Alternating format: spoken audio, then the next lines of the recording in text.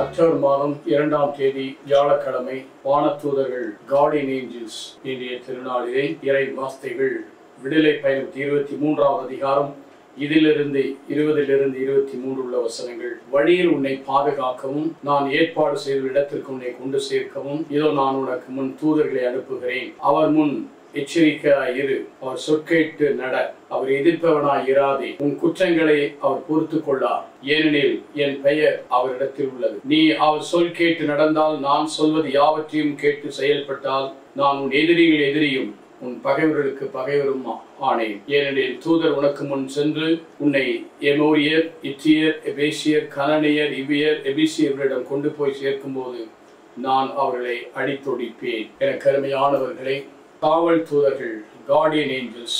இந்த காவல் தூதர்கள் யார்? நமக்கு காவலாய் இருப்பவர்கள். அவர்கள் வழியில் பாதுகாக்கவும் நாம் போய் வந்து சேர இடத்தில் சேரவும் நமக்கு முன்னால் நான் உனக்கு தூதரை அனுப்புவேன். உன் கால் கல்லில் இடராதபடி உன்னை தாங்கிக் கொள்வார் என்று திருப்பாடல் 90:10 பார்க்கிறோம். மத்தேயு 18:10 பார்க்கிறோம். உன்னை குறித்து உன் தூதர்கள் எப்பொழுதும் தந்தை முகத்தை பார்த்து கொண்டிருப்பார்கள். எப்போது கமெண்ட் கிடைக்கும், எப்பொழுது நம்மை பாதுகாப்போம் என்று. அது மட்டுமல்ல, எதிரிகளுக்கு எதிரியும் உன் பகைவருக்கு பகைவராக மாறும்போது அவர்கள் சொல் கேட்டு நடக்க வேண்டும் என்று விரும்புகிறார்.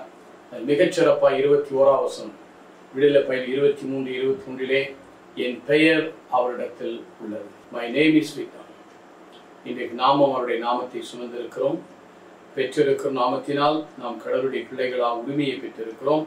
அவர்களும் அந்த நாமத்தினால் நமக்கு துணையும் ஆதரவுமாக இருக்கிறார்கள்.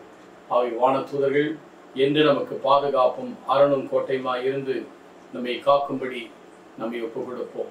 அவர்கள் என்றும் காற்றுகளாகவும் நெருப்புகளாகவும் நமக்கு பணிவிடை செய்கிறவர்களாக இருக்கிறார்கள். ஆகவே அந்த வானதூதர்கள் நமக்கு என்றும் துணையாயிருந்து நம்மை பாதுகாக்கும்படி இறைவன் நமக்கு துணையாக கொடுத்திருக்கிறார்.